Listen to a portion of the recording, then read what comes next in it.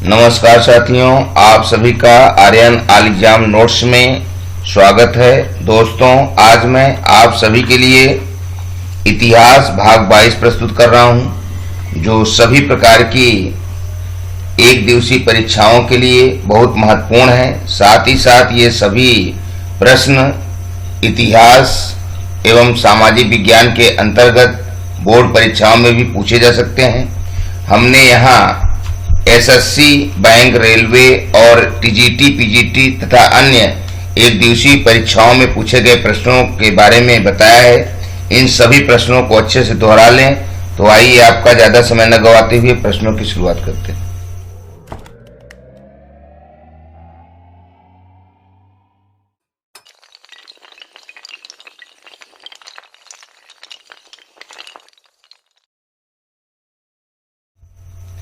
दोस्तों, प्रश्नों की शुरुआत में प्रश्न एक है, भारतीयों के लिए महान शिल्क मार्ग किसने आरंभ कराया?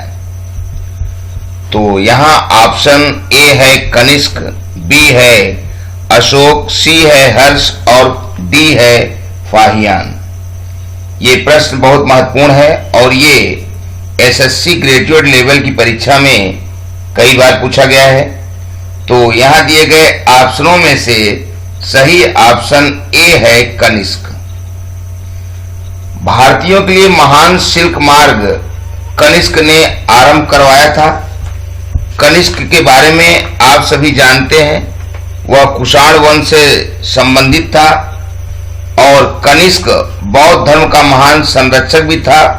बौद्ध धर्म को दिए गए उसके महत्वपूर्ण योगदान के कारण उसे दूसरे अशोक की भी पदवी दी जाती है। प्रश्न 2, कुषाण काल में सबसे अधिक विकास किस क्षेत्र में हुआ था?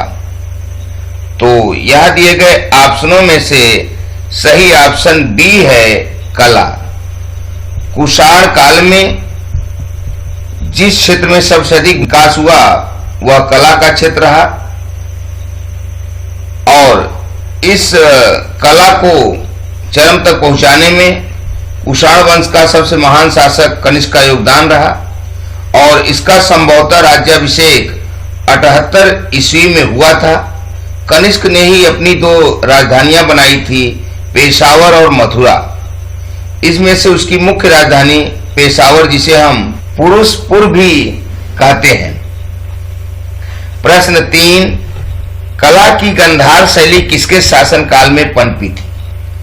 तो यहां दिए गए ऑप्शनों में से सही ऑप्शन सी है कनिष्क।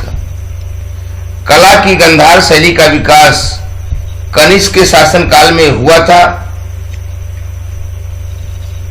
और उसने इस शैली के माध्यम से गौतम बुद्ध की मूर्तियों का भी प्रचलन करवा दिया था।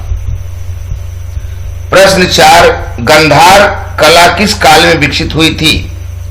तो यहां दिए गए ऑप्शनों में से सही ऑप्शन डी है कुषाण काल में। गंधार कला कुषाण काल में विकसित हुई थी। कुषाण विदेशी थे जो कि भारत में आए थे। कुषाणों को यूची या तोखारियन के नाम से भी जाना जाता है। ये मूल रूप से कबीलियाई लोग थे जो मूल रूप से उत्तरी मध्य एशिया के रहने वाले थे, लेकिन बाद में चीन के आसपास के इलाके में रहने लगे थे। और जब चीनी शासक शी हुआंगटी के द्वारा चीन की दीवार का निर्माण कर दिया गया तो ये सभी पश्चिमी की ओर बढ़ने के लिए विवश हुए और बाद में यूची कबीले के अंतर्गत आने वाले 5 कबीलों में से कुइशांग था। इसी वंश के एक शासक खुजूर कटफिसस ने 5 कबीलों को मिलाकर कुषाण वंश की स्थापना की थी। प्रश्न 5, कुषाण काल में भारतीय और ग्रीक शैली के मिश्रण से विकसित कला विद्यालय को क्या कहा जाता है? तो यहां दिए गए ऑप्शनों में से सही ऑप्शन सी है गंधार कला। कुषाण कला में भारतीय और ग्रीक शैली के मिश्रण से जिस कला का विकास हुआ था उसे हम गंधार कला के नाम से जानते हैं। इस कला के माध्यम से विभिन्न प्रकार की मूर्तियां बनाई जाती थी। प्रश्न 6. कुषाण काल के दौरान मूर्तिकला की गांधार शैली निम्नलिखित में से किसका मिश्रण है? तो यहां दिए गए ऑप्शनों में से सही ऑप्शन डी है, भारत ग्रीक यूनान शैली। भारत ग्रीक यूनान शैली का मिश्रण गांधार कला थी और कनिष्क ने इसे बहुत ही विकसित रूप में पहुंचाया। प्रश्न 7, भारतीय और यूनानी कला के अभिलक्षण को समन्वित करने वाली कला शैली का क्या नाम है? तो यह प्रश्न भी बहुत महत्वपूर्ण है और एसएससी मैट्रिक लेवल में पूछा गया है। तो इसका दिए गए ऑप्शनों में से सही ऑप्शन डी है, गांधार।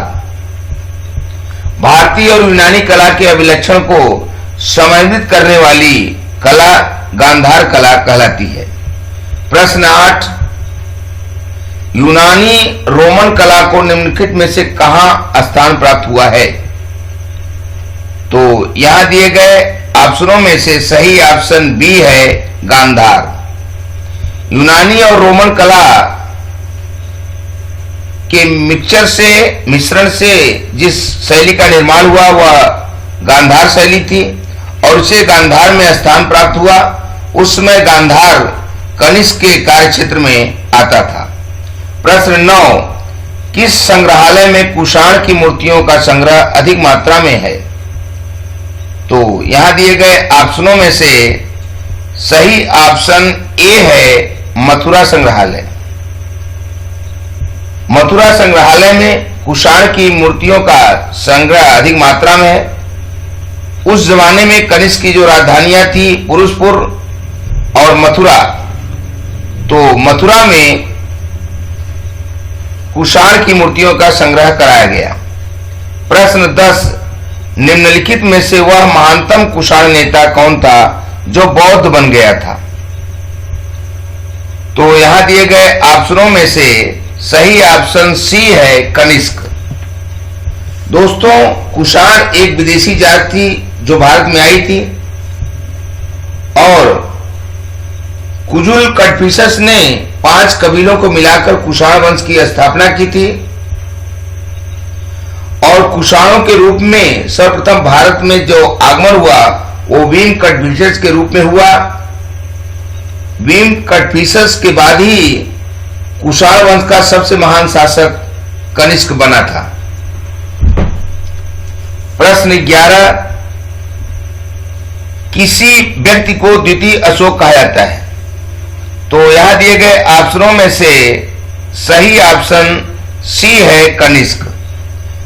कनिष्क विद्वानों का महान संरक्षक था और इसने बौद्ध धर्म, हीनयान और महायान जैसे 2 शाखाओं में इसके इस समय में विभाजित भी धर्म हुआ और यह महायान धर्म को मानने वाला भी था। उसने अपने राज्य में रक्तपात और विभिन्न तरह के कार्यों में प्रतिबंध लगाने के लिए कार्य किया, धर्म संबंधित विभिन्न कार्य कराए, बौद्ध धर्म को इसने प्रश्रय दिया। इसी कारण इसे दूसरा अशोक भी कहा जाता है। प्रश्न 12, कनिष्क के शासन काल में रहने वाले साहित्यकार कौन थे?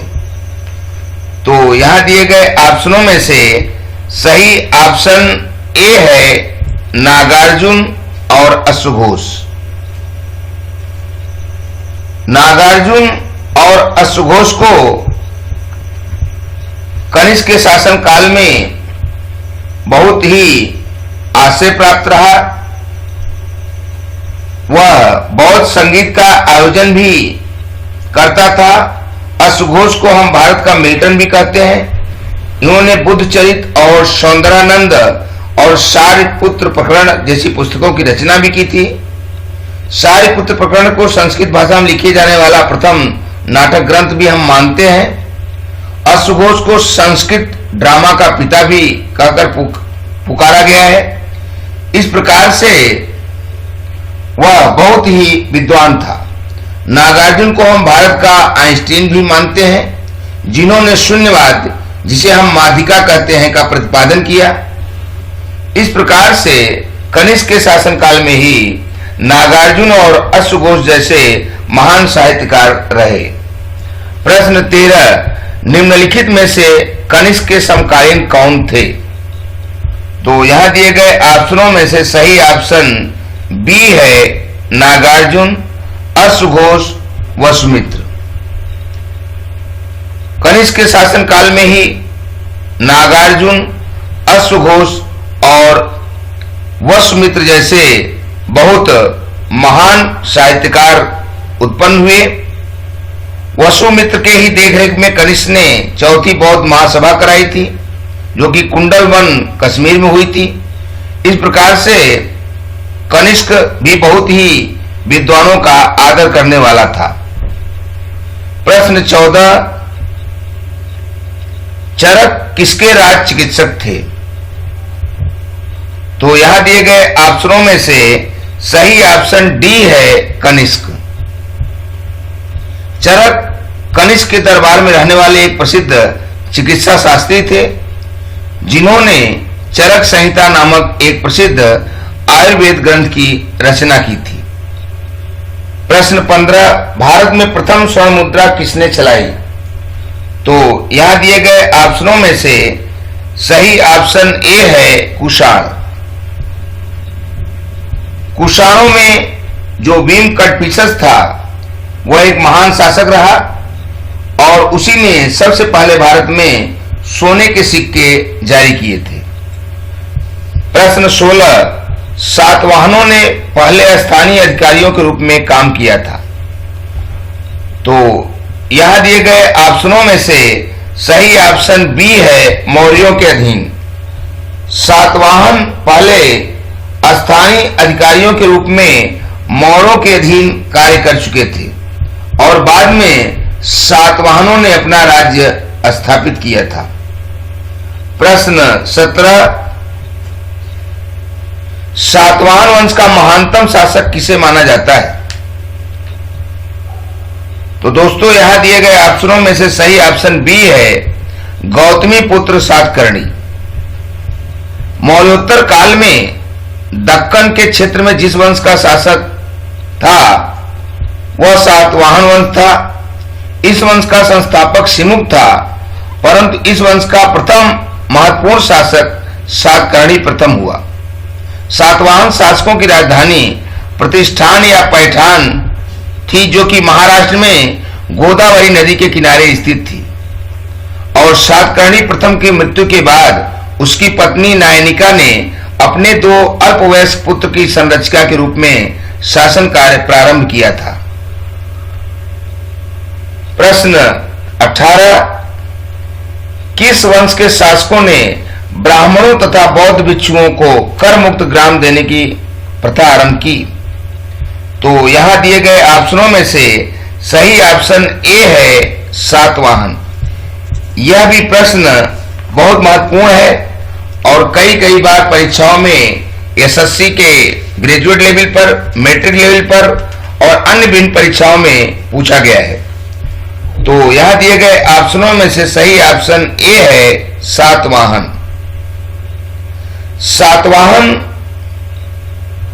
जो कि मौर्योत्तर काल में दक्कन के क्षेत्र में विस्तारित रूप में रहते थे और हाल एक विद्वान शासक हुए, उसने प्राकृतिक भाषा में प्रसिद्ध पुस्तक गाथा सप्तशती की रचना की थी, जिसके माध्यम से सातवाहनों के विषय में विशेष जानकारियां प्राप्त होती है। सातवाहन वंश का सबसे प्रसिद्ध शासक गौतमीपुत्र सातकर्णी था, जिसके काल में सातवाहनों का अंधकार युग समाप्त हुआ। इसलिए इसे सातवाहन वंश का पुनरुद्धारक भी कहा जाता है। सातवाहन वंश की राजकीय भाषा प्राकृतिक थी और सातवाहन समाज मातृसत्तात्मक समाज था। प्रश्न 19, प्राचीन काल में निम्नलिखित में से कौन कलिंग का महान शासक था? तो यहां दिए गए ऑप्शनों में से सही ऑप्शन सी है, खारवेल। खारवेल कलिंग का महान शासक था और वह जैन धर्म को मानता था और सम्राट अशोक बौद्ध धर्म को मानता था। बाद में सम्राट अशोक और कलिंग के राजा खारवेल में धर्मों को लेकर आपसी लड़ाइयां हुई। बाद में अशोक ने उसके राज्य को जीत लिया। प्रश्न 20, राजा खारवेल किस चेदी वंश का सबसे बड़ा शासक था? तो यहां दिए गए ऑप्शनों में से सही ऑप्शन बी है कलिंग। राजा खारवेल कलिंग चेदी वंश का सबसे बड़ा शासक था। कलिंग एक राज्य था जिसकी राजधानी तोसली थी। बाद में सम्राट अशोक ने इसे अपने राज्य में मिला लिया था। प्रश्न 21, निम्नलिखित में से विद्या की सबसे पुरानी पीठ कौन सी है? तो यहां दिए गए ऑप्शनों में से ऑप्शन ए सही है, तक्षशिला। तक्षशिला शिक्षा की सबसे पुरानी पीठ मानी जाती है और यहां हजारों की संख्या में बच्चे और शिक्षक पठन पाठन के कार्य में लगे हुए थे। प्रश्न 22, तक्षशिला के प्रसिद्ध स्थल के रूप में होने का कारण था? तो यहां दिए गए ऑप्शनों में सही ऑप्शन सी है, गांधार कला। तक्षशिला में गांधार कला पर विभिन्न शिक्षाएं दी जाती थी। उस जमाने में गांधार कला, अमरावती कला और मथुरा कला बहुत प्रसिद्ध रही और यह सभी मूर्ति कला से संबंधित थी और मूर्ति कला से संबंधित तमाम निर्माण कार्य इस युग में पत्थरों के माध्यम से किए जाते थे। प्रश्न 23, मिलिंद पन्नो क्या है? तो यहां दिए गए ऑप्शनों में से सही ऑप्शन डी है, बौद्ध पाठ। मिलिंद पन्नो बौद्ध पाठ है जिसके माध्यम से बौद्ध शिक्षा में भिक्षुओं को अभिप्रेरित करके उन्हें एक ज्ञानी बना दिया जाता था और वो समाज के लिए अच्छे कार्य करने में संलग्न हो जाते थे। प्रश्न 24, ग्रेगोरियन कैलेंडर के अनुसार वर्ष के कितने महीनों के नाम रोम के सम्राटों के नाम पर रखे गए? तो यहां दिए गए ऑप्शनों में से सही ऑप्शन सी है, 2। ग्रेगोरियन कैलेंडर के अनुसार वर्ष के ऐसे 2 महीने हैं जो कि रोम के सम्राटों के नाम पर रखे गए थे। प्रश्न 25, ईसा पूर्व 2वीं सदी में कागज बनाने की कला को किसने खोजा?